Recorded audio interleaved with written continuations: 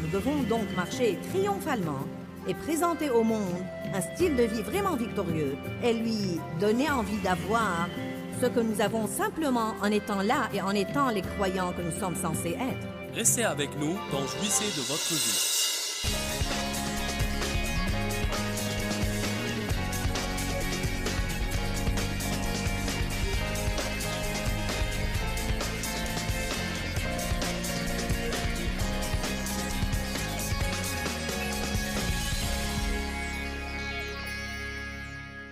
J'ai fait ce que je sais faire et rien ne marche. Tout ce qu'il me reste à faire, c'est prier.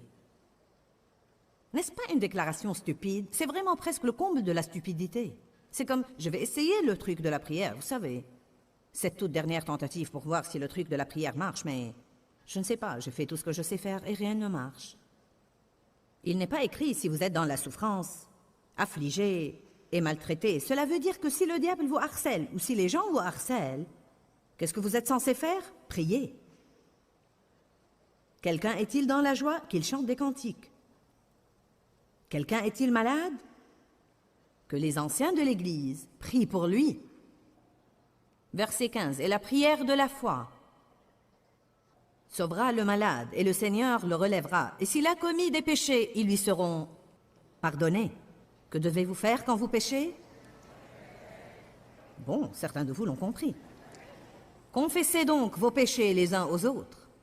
Vos gaffes, vos faux pas, vos offenses, vos péchés, et priez aussi les uns pour les autres. Et je pourrais ne parler que de ça aujourd'hui, et je pense que souvent nous gardons les choses pour nous. Et nous devons nous débarrasser des vieilleries qui nous accablent et de certaines choses qui créent des complexes dans notre vie. Il est merveilleux de trouver un ami en qui vous avez confiance et de lui confier « je lutte sur ce point particulier ». Et je ne veux pas être comme ça, et je souffre. Je lutte parce que c'est une emprise sur ma vie. Et j'ai besoin que tu pries pour moi. Ce qui va arriver est incroyable. Personnellement, j'avais vraiment du mal à me discipliner pour faire de l'exercice. Je suis une personne assez disciplinée. Mais je n'arrivais pas à maîtriser le truc de l'exercice. Pour être franche avec vous, j'en avais carrément horreur. Je veux dire, c'était vraiment comme une méga forteresse pour moi. Et Dave a fait de l'exercice toute sa vie. Sa parfaite discipline était là pour me condamner tous les jours. Vous savez, chaque médecin veut savoir, fais-tu de l'exercice? Je voyais tous les jours mon corps s'affaisser et tout ce qui était là en arrivait là. Vraiment. Je me disais, que vais-je faire de tout ce tissu adipeux, je veux dire? Il faut faire de l'exercice. Je suis comme, oh Dieu, Donc je commence un programme et il dure jusqu'à ce que j'ai mal et alors j'arrête le programme. Qui sait de quoi je parle? Qui ne fait pas de l'exercice régulièrement? La plupart de nous, pas étonnant que nous descendions la pente. Alors, il y avait un homme très loin que je connaissais. Et je collaborais avec lui et avec sa femme de diverses façons. Il m'a appelé depuis quelque temps et il m'a dit « Joyce, Dieu m'a mis dans le cœur de prier pour toi pour une chose que tu veux personnellement. Rien à voir avec ton ministère. Juste une chose que tu veux. Ce type intercède très bien. Alors j'ai pensé, je vais y réfléchir. Et je crois que quoi que ce soit, je vais l'avoir. Alors, j'ai pensé et j'ai repensé. Vous savez quoi? Je sais vraiment que je dois faire de l'exercice parce que je veux rester en vie longtemps. Je veux rester là pour exaspérer le diable jusqu'à ce que Jésus revienne. Amen? Alors, j'ai dit, je veux que tu pries pour moi pour que je puisse me discipliner et me mettre à un bon programme d'exercice. Et j'ai ajouté, j'ai vraiment besoin que tu pries pour moi sur ce plan, car j'ai besoin de pouvoir me discipliner pour faire de l'exercice et je n'arrive pas à le faire. Je ne peux pas vous dire quelle différence ça a fait. Dave pourrait monter ici et vous dire, car il m'a observé pour des années. Je veux dire, c'est la première fois de ma vie que je suis vraiment capable de le faire systématiquement et même de dire, je suis arrivé à jouir de l'exercice. Maintenant, j'ai assez mal. Et je fais ces mouvements qu'on appelle les coups qui sont prêts de vous tuer. Si seulement vous saviez de quoi je parle. Je veux dire, c'est affreux. Mon beau-fils m'a dit dans les coulisses il y a un moment, « Tu te sens bien aujourd'hui, maman? Tu marches d'une drôle de façon aujourd'hui. » Car quand j'ai descendu l'escalier plus tôt, j'étais comme... Oh, monter ça passe, mais descendre est crevant. Mais vous savez, en fait, j'en suis au point où cette sensation de douleur me fait du bien en réalité parce que je vois qu'il y a des changements. Voyez, il n'y a jamais un certain changement sans une certaine douleur. Maintenant, cela s'applique sur beaucoup de choses. Cela s'applique sur tous les domaines et non seulement l'exercice. Alors, je vous le dis, à partir de cette expérience et d'autres que j'ai eues dans ma vie, je sais que quand vous luttez contre une chose, si vous allez à une personne en qui vous avez confiance et qui, à votre avis, c'est vraiment prier, quelqu'un qui ne va pas aller raconter votre secret à tout le monde, et je conviens que c'est parfois difficile à trouver. Et si vous lui dites, « Tu sais, je suis sous la tentation de quoi que ce soit, je veux dire, peu importe, si ça va sembler mauvais. Confie-toi à quelqu'un. Quelqu'un est venu me voir. Depuis 4 ou 5 ans, quelqu'un que je connais et respecte, et j'étais plutôt étonnée d'entendre ce qu'il avait à dire. Il a dit, j'ai besoin de me confier à quelqu'un, et j'espère que si je l'extériorise, ça va peut-être briser la force de Satan. C'était en fait un homme qui voyageait tout le temps seul, et il a dit, je suis vraiment tenté quand je m'éloigne de ma femme pour une longue période de temps, et je pense aux autres femmes. Il a ajouté, je vois une certaine femme à l'aéroport, et mon esprit commence à aller dans le mauvais sens, et je ne veux pas faire ça, mais je n'arrive pas à me contrôler. Nous nous sommes tenus les mains, et j'ai prié avec lui. Et j'ai dit, j'imagine que du seul fait de vous confier, que ça va. Car voyez, Satan aime que tout soit caché dans le noir. Et quand vous commencez à mettre les choses au grand jour et à la lumière, je veux dire, ça brise sa force. Si deux s'accordent sur la terre, parfois vous ne pouvez pas faire face à une chose tout seul, mais vous pouvez trouver quelqu'un qui s'accorde avec vous et vous commencez à augmenter votre force. Alléluia. Je ne pourrais pas porter cette télévision, elle serait trop lourde pour moi. Mais si je demande à Dave de monter et de m'aider, je parie qu'à nous deux, nous pourrions la porter. Certains de vous sont peut-être trop entêtés ou trop fiers pour demander l'aide dont ils ont besoin. Et comme je l'ai dit, je veux le répéter, trouvez quelqu'un qui est digne de confiance car les gens souffrent beaucoup à cause des gens qui dévoilent leurs secrets. Eh bien, s'il y a une chose que nous devons apprendre, c'est de ne pas souffler mot et de ne pas être des rapporteurs. Amen. Nous ne devons pas raconter les histoires des autres. Chaque fois que vous racontez le secret de quelqu'un d'autre, vous semez une graine pour que quelqu'un raconte le vôtre. Je ne sais pas quel est notre problème, mais qu'est-ce que nous aimons parler? Si nous répandions les bonnes nouvelles aussi vite que nous répandons les mauvaises nouvelles, notre situation serait meilleure. Cela m'étonne que quelqu'un de régénéré, baptisé par le Saint-Esprit, passant la moitié de sa vie à l'Église, puisse être comme nous le sommes. Quand nous tombons sur un potin croustillant, nous mourrons d'impatience de courir et de le raconter à quelqu'un. C'est une chose vraiment mauvaise dans la chair. Alors,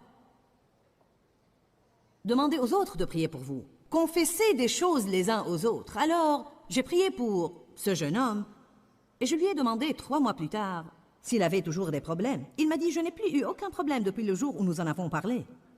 Je suis pour mettre les choses au grand jour et trouver quelqu'un qui s'accorde avec vous.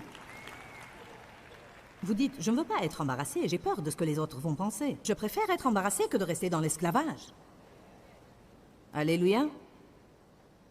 Il est écrit dans Jacques 5,16, « Confessez vos péchés les uns aux autres, afin que vous soyez guéris et ramenés à la tonalité spirituelle de l'esprit et du cœur. » La prière sérieuse, sincère et continue d'un homme juste engendre une puissance immense et dynamique dans son effet. Alors ne vous méprenez pas sur la prière. Quand nous prions sincèrement, je veux dire quand nous sommes sérieux, je ne parle pas de prier le ciel et d'essayer d'avoir l'air religieux, mais je parle de vraiment parler à Dieu. Je veux dire, quel privilège extraordinaire que de dire « je peux parler à Dieu ». Je veux dire, mon Dieu, nous devons guérir de la mentalité qui dit que nous rendons service à Dieu si nous prions pour 10 minutes. Vous savez, ce n'est pas une pendule de pointage spirituel. Eh bien, vous savez, je dois prier maintenant pour 30 minutes. Oh Dieu, oh Dieu, oh Dieu, oh Dieu, oh Dieu, oh Dieu. D'accord, les 30 minutes sont passées. Nous devons apprendre à prier à propos de tout. La prière doit être comme la respiration. Une chose se passe dans votre vie, priez à son sujet. Quelqu'un est malade, vous priez. Vous êtes affligé, vous êtes blessé, priez. Je me rappelle que depuis quelques mois, quelqu'un m'a blessé dans la famille. Pas ma famille immédiate, mais ma famille étendue. Et je me sentais vraiment si rejetée. Et je m'asseyais sur le siège arrière de la voiture et je pouvais sentir cette douleur dans mon âme. Et j'ai juste dit, Dieu, tu dois me réconforter. J'ai besoin de ton réconfort. Je ne veux pas me sentir comme ça. Je ne veux pas être amère. Je ne veux pas être rancunière. Cette personne m'a déjà fait ça avant. Et je ne veux même pas y penser. Mais tu dois m'aider, car je ne peux pas faire ça toute seule. C'est comme si Dieu m'avait touchée et cette chose s'en est allée. Mais combien de fois, au lieu de faire ça, nous disons « Tu ne vas jamais croire ce qu'elle m'a dit, tu ne vas jamais croire ce qu'elle a fait. Maintenant, je suis blessée et j'en ai marre d'être rejetée. Ce n'est vraiment pas bien. » Nous faisons tous les mauvais trucs, tandis que vraiment, nous serions tellement mieux si notre première réaction à chaque crise et à chaque douleur émotionnelle, si notre première réaction était de prier avant toute autre chose, nous aurons indubitablement des tas de grandes victoires dans notre vie. Dieu nous promet la victoire. Il doit y avoir une raison pour laquelle les gens ont si peu de victoires dans leur vie. Je vous le dis, la grande majorité de chrétiens ne marchent vraiment pas dans la victoire. Mais nous devons être victorieux. Ma Bible dit que dans toutes les situations, Dieu nous rend victorieux par Christ. Nous devons donc marcher triomphalement et présenter au monde un style de vie vraiment victorieux et lui donner envie d'avoir ce que nous avons simplement en étant là et en étant les croyants que nous sommes censés être.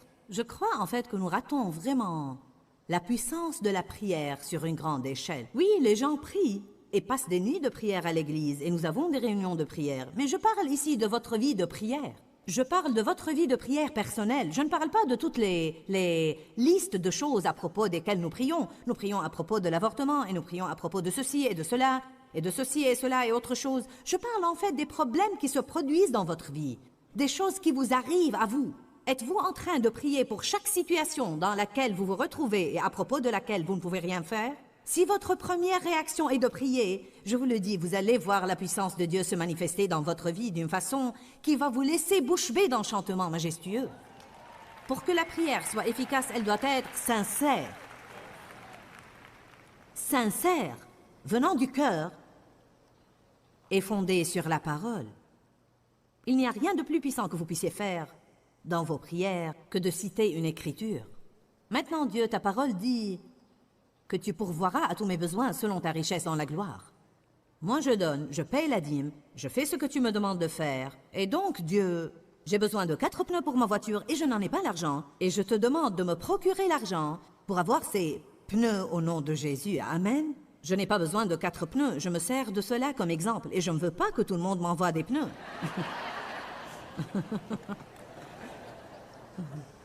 J'ai pensé qu'il valait mieux clarifier ça.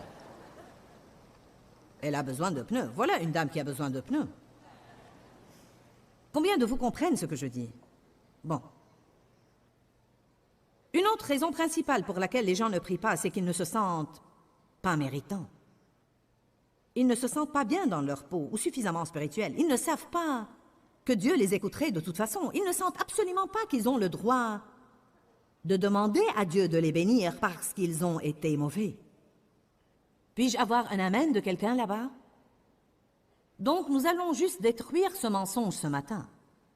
Je veux dire, nous allons réduire ce mensonge à néant. Et vous allez être libre de commencer à prier pour des bénédictions radicales, bien que vous soyez un peu galopin. Amen. Maintenant, juste après cette chose sur la prière où il dit « La prière fervente et efficace du juste agit avec beaucoup de force ». Cela pourrait vraiment me déconcerter, car je pense, eh bien, si j'étais juste, je pourrais prier avec une puissance énorme. Mais puisque je ne suis pas juste, alors il vaudrait mieux que j'aille me rendre juste.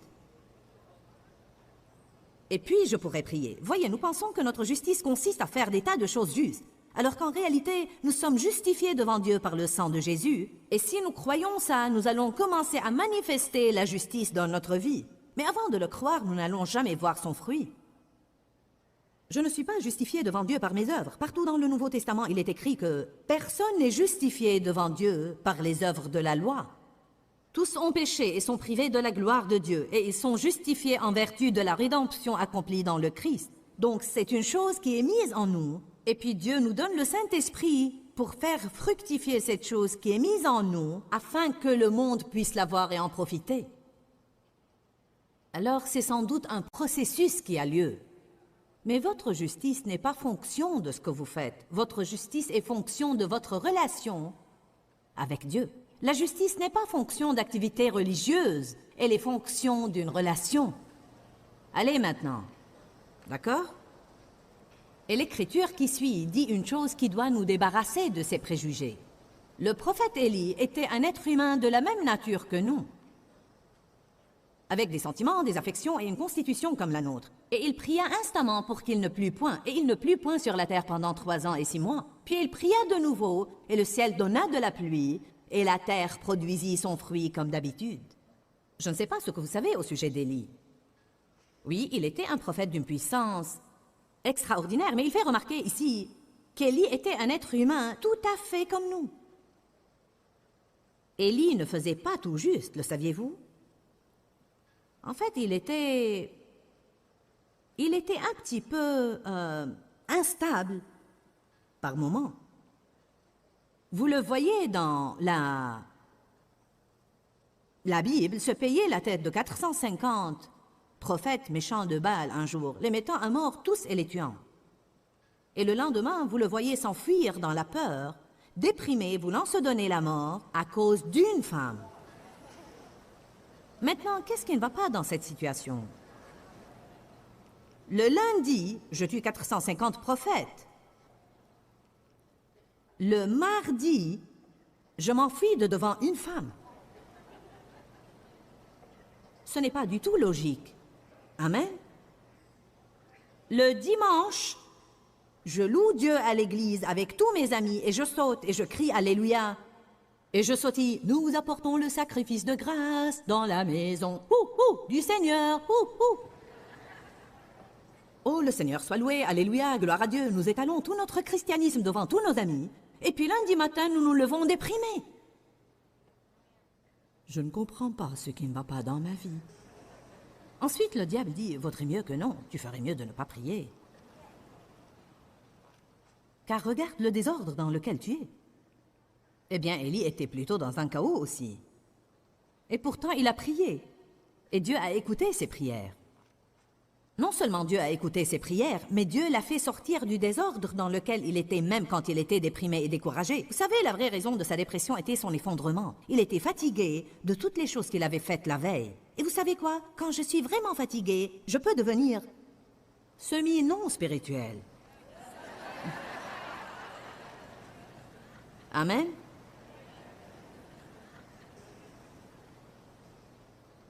Quand vous êtes vraiment fatigué, vous savez, il devient facile à l'ennemi d'abuser de vous. Élie était vraiment fatigué et Dieu savait qu'il était un homme fidèle. Il savait où était le cœur d'Élie. Il savait qu'il était épuisé. J'imagine qu'il y a certains de vous ici qui ont besoin d'entendre ça. Et vous devez vraiment le comprendre, car vous vous surmenez et vous vous surmenez et vous vous surmenez. Puis au beau milieu de ce surmenage, vous commencez à agir d'une manière déplaisante et vous ne portez pas le fruit de l'esprit. Vous devenez ronchon et difficile à vivre. Et vous êtes comme, je ne sais pas quel est mon problème, je vais à l'église tout le temps et je ne peux pas agir comme un chrétien. Ensuite, vous avez un besoin et vous devez prier. Et le diable dit, tu ne peux pas prier après ce que tu as fait. Peut-être que la solution à tout ce problème est de ne pas essayer de faire plaisir à tout le monde et de dormir. Je prêche bien aujourd'hui.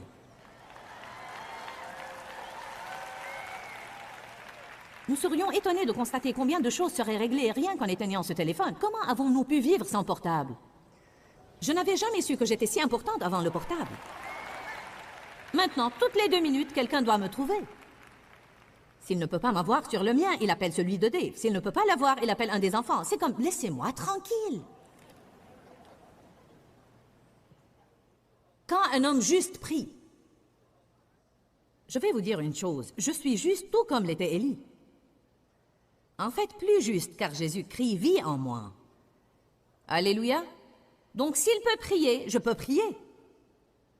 S'il peut être émotionnellement instable et avoir l'exaucement de ses prières, alors je peux être émotionnellement instable et avoir l'exaucement de mes prières.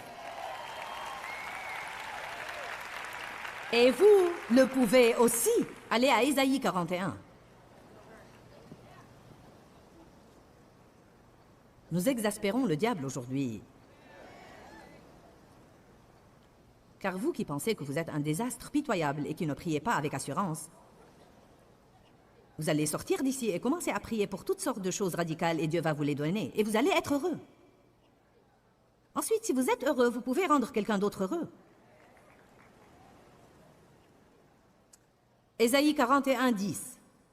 Ne crains rien, il n'y a rien à craindre, car je suis avec toi.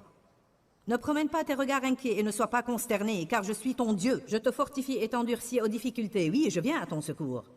Je te soutiens et te conserve de ma droite triomphante de droiture et de justice. Voici tous ceux qui sont furieux et irrités contre toi seront couverts de honte et confondus. Ceux qui disputent contre toi seront réduits à rien et ils périront. Tu chercheras ceux qui disputent contre toi et ne les trouveras plus. Ceux qui luttent contre toi seront réduits à rien, réduits au néant. Car je suis l'Éternel, ton Dieu, qui fortifie ta droite. Je suis l'Éternel qui te dit, ne crains rien, je viens à ton secours. Maintenant, faites attention. Ne crains rien, vermisseau de Jacob. Alléluia! Quand vous êtes vers eux, Dieu va toujours vous aider. Je ne sais pas ce que vous en pensez, mais je tire beaucoup de consolation de cette écriture. En d'autres termes, quand nous commençons au verset 10, nous pensons, eh bien, il s'adresse sans aucun doute à quelqu'un qui s'est ressaisi. Tu n'as pas à vivre dans la peur, je suis avec toi, je te tiens la main, mon esprit est sur toi, je vais t'aider, et puis quel que soit l'ennemi qui vient contre toi, je vais vaincre tes ennemis. Nous pensons, oh, si seulement je pouvais vivre comme ça pour avoir ce genre d'aide. Ensuite, il continue et dit, ne crains rien, vermisseau de Jacob. Je viens à ton secours, dit l'Éternel. Ceux qui croient au Seigneur Jésus-Christ, ceux qui l'ont accepté comme leur Seigneur et Sauveur, sont vraiment des gens ordinaires qui ont accès à une force extraordinaire. Nous pouvons libérer cette foi en priant et ce faisant, nous interrompons le plan de Satan pour notre vie. Si Satan a un plan de destruction et que vous pouvez interrompre ce plan, pourquoi ne pas le faire? La prière est un privilège. La Bible dit « Vous ne possédez pas car vous ne demandez pas ». Nous devons prier beaucoup plus et nous plaindre et murmurer beaucoup moins. Dis-leur que je les aime. Dans ce livret, Joyce Meyer donne une révélation de l'amour de Dieu pour nous. Pour obtenir ce livret gratuitement, écrivez-nous à Joyce Meyer, boîte postale 40095-6300, Larnaca, Chypre. Ou bien visitez notre site web www.joycemeyer.org/fr.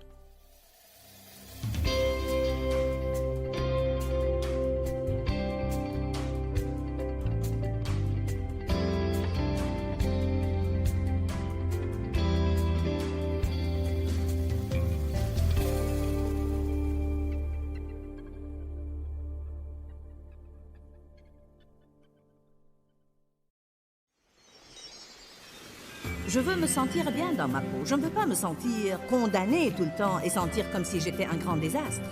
Restez avec nous dans Jouissez de votre vie.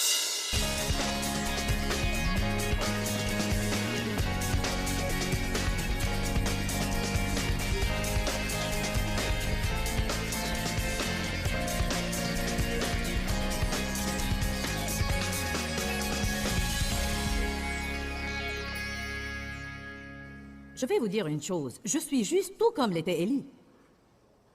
En fait, plus juste, car Jésus-Christ vit en moi. Alléluia. Donc s'il peut prier, je peux prier. S'il peut être émotionnellement instable et avoir l'exaucement de ses prières, alors je peux être émotionnellement instable et avoir l'exaucement de mes prières. Et vous le pouvez aussi. Allez à Ésaïe 41. Nous exaspérons le diable aujourd'hui. Car vous qui pensez que vous êtes un désastre pitoyable et qui ne priez pas avec assurance, vous allez sortir d'ici et commencer à prier pour toutes sortes de choses radicales et Dieu va vous les donner. Et vous allez être heureux. Ensuite, si vous êtes heureux, vous pouvez rendre quelqu'un d'autre heureux. Ésaïe 41, 10. Ne crains rien, il n'y a rien à craindre, car je suis avec toi. Ne promène pas tes regards inquiets et ne sois pas consterné, car je suis ton Dieu. Je te fortifie et t'endurcis aux difficultés. Oui, je viens à ton secours. Je te soutiens et te conserve de ma droite triomphante de droiture et de justice. Voici tous ceux qui sont furieux et irrités contre toi seront couverts de honte et confondus. Ceux qui disputent contre toi seront réduits à rien et ils périront. Tu chercheras ceux qui disputent contre toi et ne les trouveras plus. Ceux qui luttent contre toi seront réduits à rien, réduits au néant. Car je suis l'Éternel, ton Dieu, qui fortifie ta droite. Je suis l'Éternel qui te dit, ne crains rien, je viens à ton secours. Maintenant, faites attention. Ne crains rien, vermisseau de Jacob. Alléluia! Quand vous êtes vers eux, Dieu va toujours vous aider. Je ne sais pas ce que vous en pensez, mais je tire beaucoup de consolation de cette écriture. En d'autres termes, quand nous commençons au verset 10, nous pensons, eh bien, il s'adresse sans aucun doute à quelqu'un qui s'est ressaisi. Tu n'as pas à vivre dans la peur, je suis avec toi, je te tiens la main, mon esprit est sur toi, je vais t'aider, et puis quel que soit l'ennemi qui vient contre toi, je vais vaincre tes ennemis. Nous pensons, oh, si seulement je pouvais vivre comme ça pour avoir ce genre d'aide. Ensuite, il continue et dit, ne crains rien, vermisseau de Jacob. Je viens à ton secours, dit l'Éternel. Ton Sauveur est le Saint d'Israël. N'est-ce pas bon de savoir que même quand vous ne faites pas tout juste, Dieu va quand même vous aider? Allez à Hébreux 4.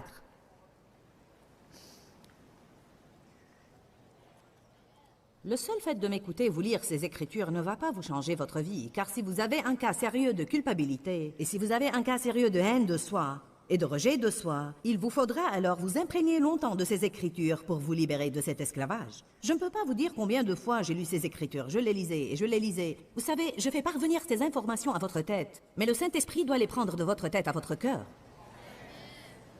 Vous devez parler avec Dieu et dire, d'accord Dieu, j'ai entendu Joyce, je sais qu'elle a raison, mon cœur en rend témoignage. Tu dois faire ce travail dans ma vie.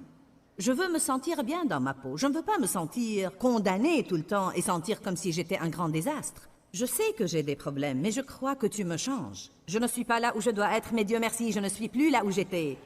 Et la Bible dit, je peux prier avec assurance pendant que je grandis en toi. Et alors que je change, je peux toujours prier et avoir l'exaucement de mes prières. Je veux commencer à avoir une vie de prière puissante et assurée. Mais j'ai besoin que tu m'aides, Dieu, que tu m'emplisses de confiance, afin que je puisse aller de l'avant et faire ce que tu veux.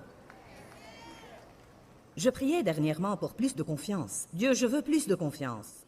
Je veux avoir plus d'assurance et exceller dans les choses que tu me demandes de faire.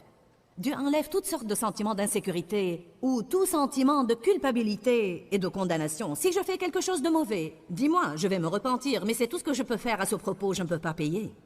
Jésus a payé pour vos péchés. Vous n'êtes pas obligé d'essayer de payer une chose qui a déjà été payée depuis longtemps. Amen? Allez, secouez-vous. Quand la vipère a mordu Paul, il l'a secoué. J'aime traiter avec le diable ainsi. Allez. C'est ce que je pense de toi, diable. Essayez ça dans la vie. Chaque fois que le diable vous ment, où que vous soyez, faites ça. Vous allez attirer l'attention. Car certains vont passer la journée à faire ça. Quelqu'un pourrait penser, tu as un problème. Que fais-tu? Je secoue le diable. N'est-il pas génial de s'amuser à l'église? Cela exaspère le diable aussi. Il veut que nous sanglotions tous ensemble aujourd'hui. Hébreux 4, 15 et 16. Je crois qu'elles sont deux de mes écritures favorites dans toute la Bible. Ces choses m'ont sauvé la vie vraiment. Car nous n'avons pas un souverain sacrificateur qui est incapable de comprendre et de compatir et de partager notre sentiment de faiblesse et nos infirmités et notre disposition aux assauts de la tentation. Mais nous en avons un qui a été tenté en toutes choses, tout à fait comme nous, mais sans jamais pécher.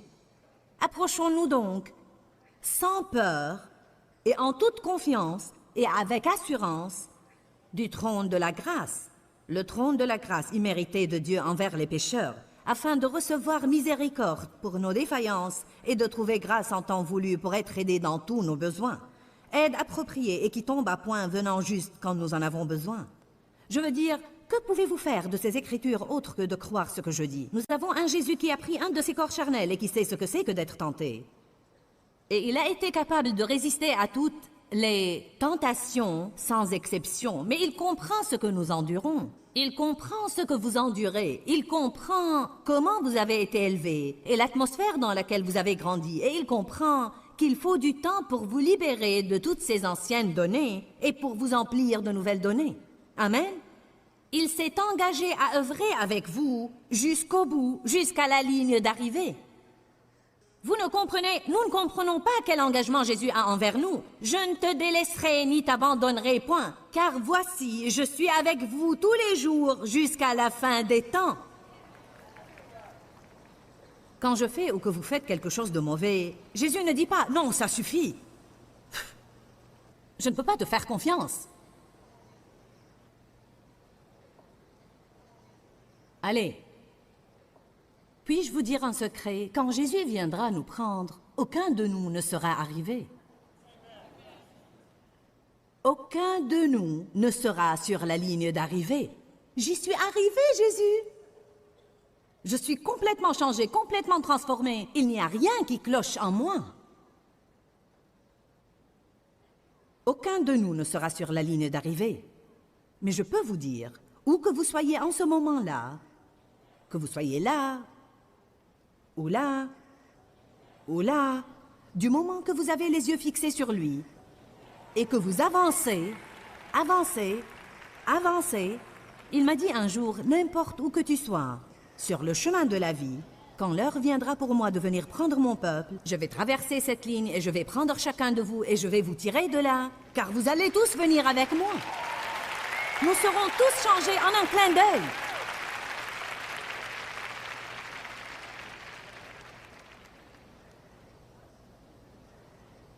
Si je suis au Grand Canyon et si sa largeur est de 14 km et j'étais championne de saut en longueur... Je veux dire, je ne peux pas sauter très loin. Combien penses-tu que je puisse sauter, Dave? 30 cm. Ah, combien un champion de saut en longueur peut-il sauter? Le meilleur? À peu près 8 à 9 mètres, d'accord. Alors, je ne peux pas sauter très loin. Je peux sauter environ 30 cm, mais le champion de saut en longueur dans le monde entier peut sauter 9 mètres. Il n'y a pas de différence. Si la largeur est de 14 km, nous aurons tous les deux besoin d'aide. Arrêtez de vous comparer à tous les champions de saut en longueur chrétiens.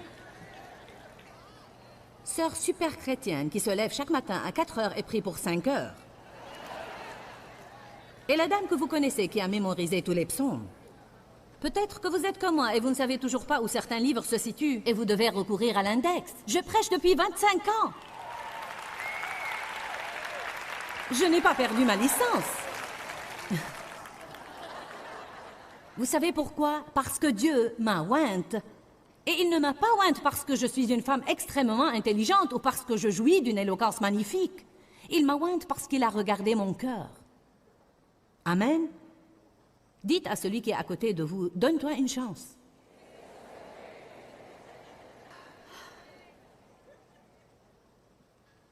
Pourquoi ne prenez-vous pas un pas de foi et dites à haute voix, peut-être que je ne suis pas tellement mauvais. Dites, il y a de l'espoir pour moi. Je ne suis pas pire que les autres. Nous sommes tous un grand désastre. Et Dieu va nous aider de toute façon. Parce que nous aimons Jésus. Vous savez, cela ne fait aucun doute. Vous aimez Jésus, sinon vous ne seriez pas là aujourd'hui. Seuls les gens qui aiment Jésus vont à l'église vendredi matin.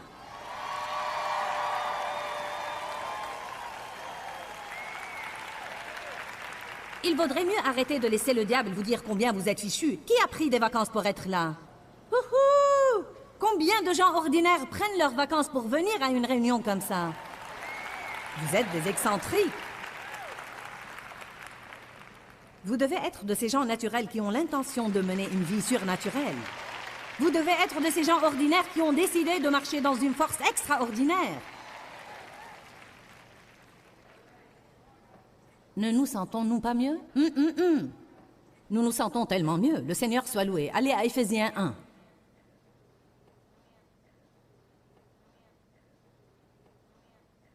La force de la prière. Je ne sais pas si vous savez vraiment combien ce séminaire vous fait du bien. Car je pense que parfois nous écoutons tellement parler de la prière, prière, prière, prière, prière. Il faut prier, vous devez prier. Si un pasteur annonce, eh bien, je vais faire un séminaire de 3 jours sur la prière, nous sommes comme, oh mince. Je voulais une chose qui réponde vraiment à mon besoin. J'ai presque hésité la veille à dire que j'allais prêcher sur la prière, car je savais... Quand j'ai dit je vais prêcher sur l'interruption du plan de Satan, tout le monde s'est emballé. Ouais! Ensuite, quand j'ai dit je vais parler de la force de la prière, je pouvais le sentir. Je savais que ça allait venir avant même de se produire, car c'est la façon de penser que nous avons.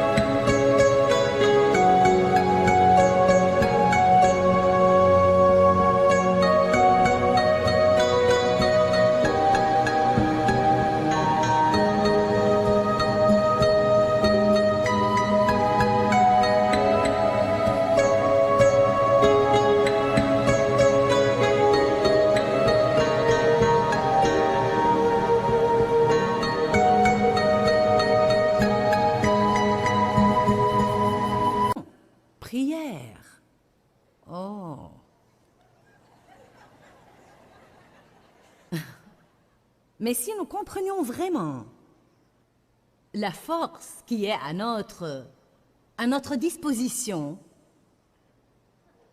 il lui a été donné un nom au-dessus de tout nom, afin qu'au nom de Jésus-Christ, tout genou fléchisse dans les cieux, sur la terre et sous la terre. Le nom au-dessus de tout autre nom.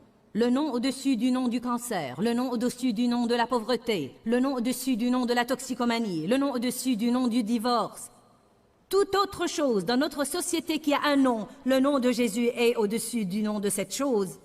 Et ce nom nous a été donné. Jésus a dit, vous n'avez plus à me demander. Vous pouvez maintenant aller au Père en mon nom, et quand vous prononcez mon nom, vous lui présentez tout ce que je suis, pas ce que vous êtes, mais ce que je suis. Chaque fois que je prononce le nom de Jésus, je dis, je présente devant toi la victoire que Jésus a remportée, et je suis co-héritier avec lui. J'ai un héritage, pas parce que je l'ai mérité, mais parce qu'il l'a mérité et a mis mon nom sur le testament et l'a signé de son sang.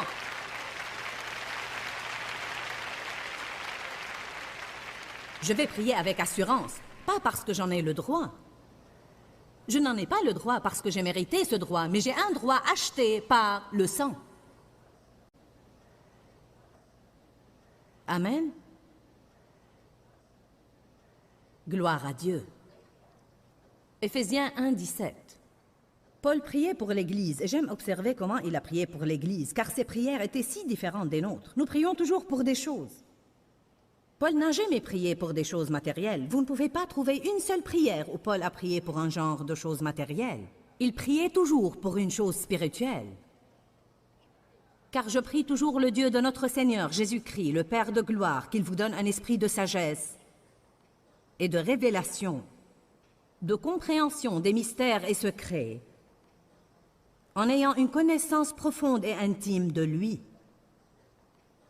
Je prie que les yeux de votre cœur soient inondés de lumière, pour que vous sachiez et compreniez l'espérance qui s'attache à son appel et quel trésor de gloire renferme son héritage qu'il réserve aux saints, et pour que vous puissiez connaître et comprendre quelle est la grandeur infinie et illimitée et exceptionnelle de sa puissance en et envers nous qui croyons, se manifestant par la vertu de sa force efficace, qu'il a déployé en Christ en le ressuscitant des morts et en le faisant asseoir à sa droite dans les lieux célestes. Ma Bible dit que je suis assise dans les lieux célestes avec lui et que vous êtes assis dans les lieux célestes avec lui. Bien au-dessus de toute domination et autorité et puissance et dignité et de tout nom qui se peut nommer, au-dessus de tout titre qui peut être conféré, non seulement dans ce siècle et dans ce monde, mais encore dans le siècle et le monde à venir. Et il a mis toute chose sous ses pieds et il l'a désigné comme tête universelle et suprême à l'Église. Une fonction exercée dans toute l'Église, qui est son corps, la plénitude de celui qui remplit tout en tout, car en ce corps vit la plénitude de celui qui rend toute chose complète. Maintenant, s'il est la tête, et nous sommes le corps, et tout est sous ses pieds, je pense que mes pieds sont en bas de ce corps. Donc, s'ils sont sous ses pieds, ils sont sous tes pieds, et ils sont sous mes pieds. Alors pourquoi ne gardons-nous pas Satan sous nos pieds? À cause de toutes ces choses dont je parle aujourd'hui. Toute la condamnation. Allez à Romains chapitre 8,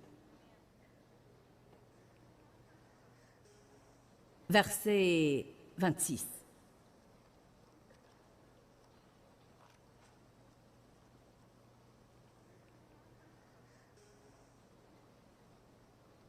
De même aussi, le Saint-Esprit nous vient en aide et nous encourage dans nos faiblesses, car nous ne savons pas quelle prière offrir, ni comment l'offrir comme il faut.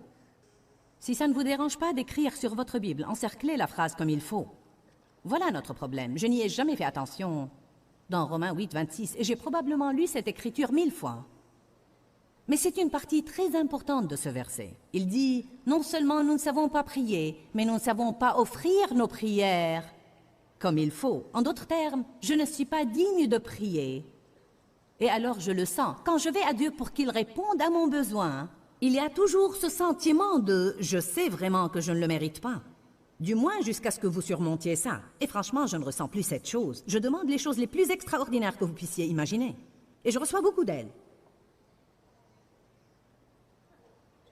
Je veux dire, je prie pour des opportunités radicales et des portes m'ont été ouvertes. Et il est impossible que quiconque puisse ouvrir ces portes-là autre que Dieu lui-même. Personne ne pouvait le faire autre que Dieu. Nous étions les premiers à apparaître à la chaîne de télévision Star, qui est en fait un réseau laïque qui couvre en réalité le continent entier de l'Asie. Alors, ils nous ont invités à émettre sur leur réseau laïque, prêchant l'évangile de Jésus-Christ, en Chine et Hong Kong et Vietnam et tous les pays que vous pouvez imaginer là-bas. Moi, Joyce Meyer de Fenton. C'était comme, peut-il sortir de Nazareth quelque chose de bon? Je veux dire, qui a entendu parler de Fenton? Personne. Quand j'avais d'abord commencé à avoir quelques engagements pour prêcher, j'allais avec mes cassettes et nous entendions les gens dire « Qui est Joyce Meyer? Quelqu'un a jamais entendu parler d'une Joyce Meyer? D'où est-elle » Je me sentais comme « Oh, je ne fais pas le pas, je ferais mieux de rentrer chez moi. » Mais Dieu me disait « Reste là où je t'ai mise. Ne t'en fais pas pour ce qu'ils disent ni pour ce qu'ils pensent. » Quand Dieu s'apprête à faire quelque chose dans votre vie, tous les diables de l'enfer ne peuvent l'arrêter et personne sur terre ne peut l'arrêter si vous gardez vos yeux sur Dieu. Amen.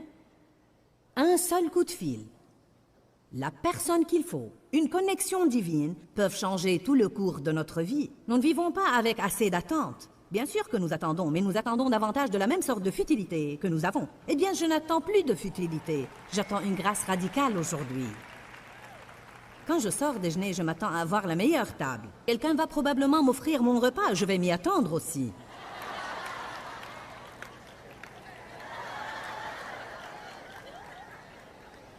Amen. Je m'attends à une grâce, à des bénédictions et à la meilleure tranche de viande dans le lieu. Je m'attends. Eh bien, pour qui tu te prends? Un enfant de Dieu? Un vermisseau. Je bénirai ton arrivée et je bénirai ton départ. Je bénirai ta corbeille et ton grenier. Je te bénirai, je bénirai le fruit de tes entrailles. Je bénirai tes enfants, je bénirai ta famille. Je m'attends à être béni. J'ai eu assez de malédictions dans ma vie. Je ne suis plus sous la malédiction. Je m'attends à ce que les bénédictions de Dieu affluent radicalement dans ma vie. Ma Bible dit, je sers El Shaddai et non pas El Avar. Il est le Dieu de l'abondance, pas le Dieu de joindre les deux bouts.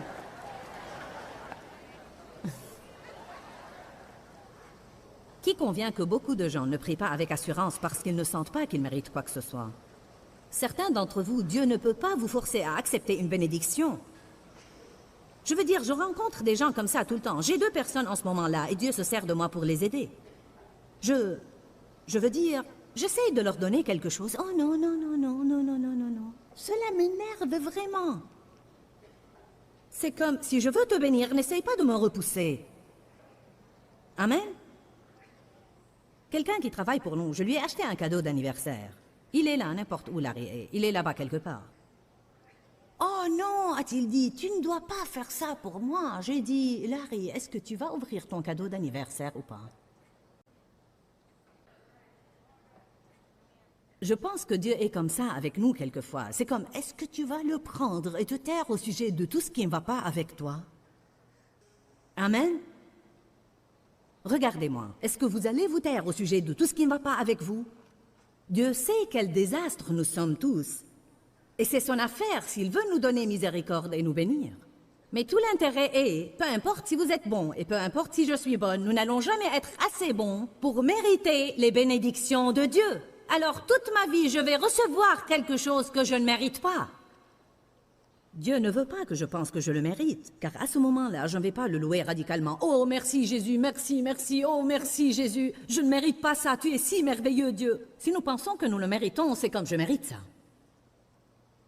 N'est-ce pas le cas? Eh bien, j'ai travaillé dur pour 20 ans, je mérite ça. Non, tu mérites de mourir et d'aller en enfer. Et de recevoir une raclée en route.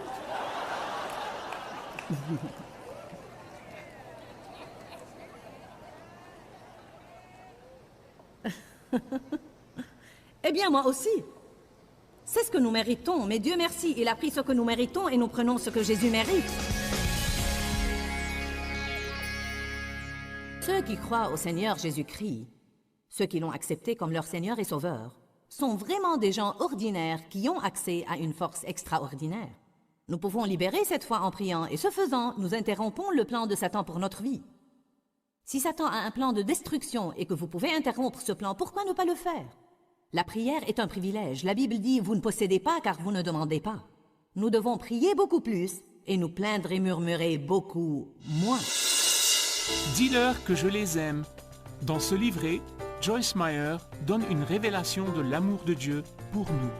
Pour obtenir ce livret gratuitement, écrivez-nous à Joyce Meyer, boîte postale 40095-6300, Larnaca, Chypre. Ou bien visitez notre site web www.joycemeyer.org/fr.